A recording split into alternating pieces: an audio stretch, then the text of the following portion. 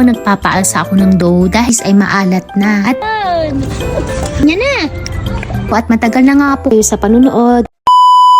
Eto na talaga, umpisa na ng summer dito sa Canada. Kaya madalas na naman ang pagpasyal sa labas. At ngayong araw ay naimbitahan nga kami sa munting salo-salo. At naisipan ko na gumawa na rin ng bakema. Nakagawa na nga ako ng sauce nung isang araw pa, kaya naman pinainit ko na lang at dinagdagan ko na lang ng tomato paste. Naglagay na nga din ako nitong parang spaghetti sauce dito sa Canada. Hindi na nga ako naglagay ng kung ano-ano pang pampalasa dahil yung spaghetti sauce ay meron na ngang lasa. At pagkatapos, inilagay ko na nga ito dito sa may macaroni. Mabuti na lang meron akong malaking lagayan na nabili ko sa Costco. Sobrang gamit na gamit ko nga ito dahil ito rin yung ginagamit ko kapag nagpapaalsa ako ng dough dahil meron ng takip. Sa pagkakatanda ko ay 4 nga yung kanyang laman. Tapos yung iba ang ginagawa ko, doon ko nilalagay yung mga tira-tirang ulam namin dahil nga may takip yun. Anyway, success naman yung paghahalo ko at hindi nga ito natapon at pagkatapos inilagay ko na nga dito sa may aluminum tray. At pagkatapos, pinantay-pantay ko lang siya para maganda rin ang pagkakalagay mamaya ng white sauce. At eto na nga yung white sauce, naglagay nga lang ako ng unsalted butter, tinunaw ko lang siya.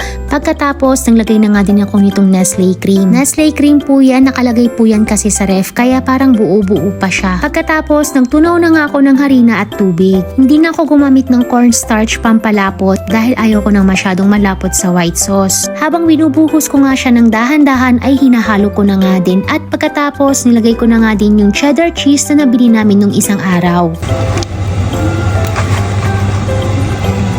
Medyo malabnaw pa nga ito kaya naman nagtunaw ulit ako tapos inilagay ko nga ulit. At pagkatapos naglagay na nga din ako nitong mozzarella cheese. Hinalo-halo ko lang lahat hanggang matunaw lahat ng mga ingredients. Hindi na rin ako naglagay ng asin, paminta dahil yung cheese ay maalat na. At pagkatapos inilagay ko na nga ito dito sa ibabaw ng hinalo-halo kong macaroni kanina. Tinagtak ko lang ito ng medyo konti para magpantay at pagkatapos naglagay na nga ulit ako ng mozzarella cheese sa ibabaw para mas cheesy. Tapos ibinake ko nga lang ito sa 400 degree Fahrenheit for 20 minutes. At after 20 minutes, ready na nga ito para sa aming pupuntahan mamaya. So, hi guys! Tapos na akong nagluto. Nakapag-prepare na rin kami, hindi naman halata. Ayan!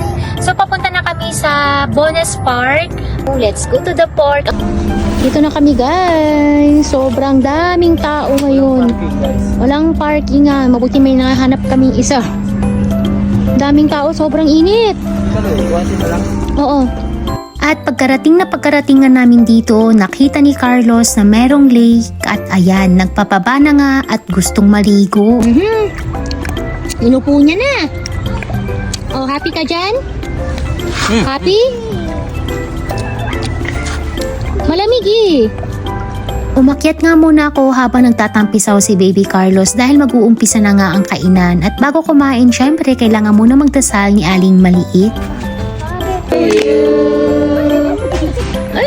Happy birthday! Happy birthday, Maymay! At maraming salamat sa pag-imbita sa amin. At eto nga ang aming munting pagsasaluhan. O diba, ang sasarap, kaya naman bukas magiging 15,000 steps ang aking gagawin.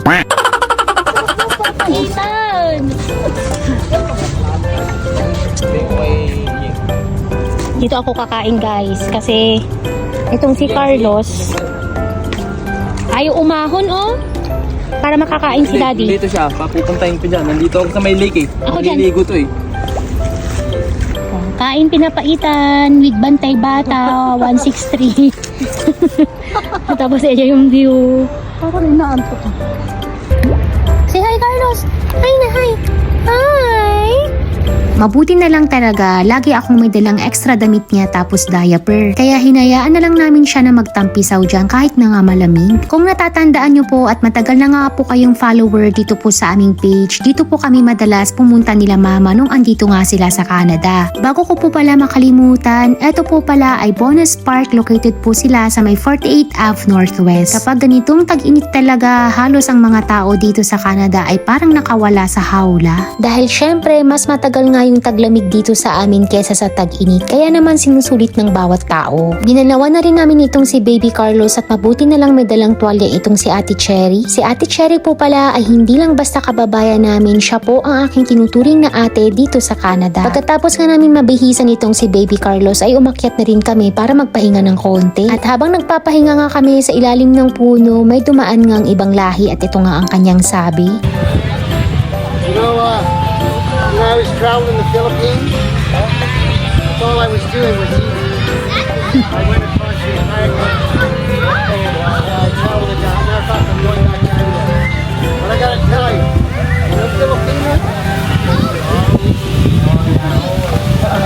Oh, naintindihan nyo ba dahil ako hindi rin? Sa pagkakaintindi ng aking brain cells, ang sabi ni Kuya, nung pumunta nga daw siya sa Philippines, ang lagi niyang ginagawa ay puro kumain. Dahil nga madalas nga daw yung ganitong gathering doon. Siya nga po pala, kaya po pala ako nakamas dahil maraming ang lumilipad na parang puti-puti at makati na nga yung aking ilong. Hindi lang pala ako dahil kaming lahat. Pero okay lang dahil maganda naman ang weather at nakakapag-relax pa rin kahit papaano. At maya-maya, expired na nga itong katahimikan ni Baby Carlos. Gusto na nga maglibot-libot. Kaya sabi ko kay Daddy, tara maglibot-libot nga muna tayo kasama nga namin si Aling Maliit. Oh, tell your name to them. My name is Yuan. My name is you, ha? Ano? No, you still know me, guys. Yeah, but they don't know you, so you have to you have to tell them your name. Ang cute-cute nga nitong si Yoan, nakala mo matanda yung kausap mo. Feel na nga namin ang summer dito sa Canada. Tignan nyo naman si Daddy nakasando at ako'y naka-t-shirt at short na lang. Ang tinuturo nga ni Daddy dyan, sabihin ko daw na meron pa daw dun sa kabila na pwedeng pasyalan at pwedeng tambayan. Sobrang lawak nga nitong park na ito at hindi ko maipapakita sa inyo ng isang vlog lang. Kahit nga 25 minutes nga ang layo nito sa amin, minsan kapag naboboring kami ni Daddy kapag summer, pumupunta lang kami dito para maglakad-lakad. Pagkatapos nito ay nauna na nga kami nagpaalam sa kanila dahil itong si Baby Carlos ay nagmumuryot na nga. Aman matlabat, sana nag-enjoy po kayo sa panunood. Please like and follow our page. Until our next vlog. Bye-bye!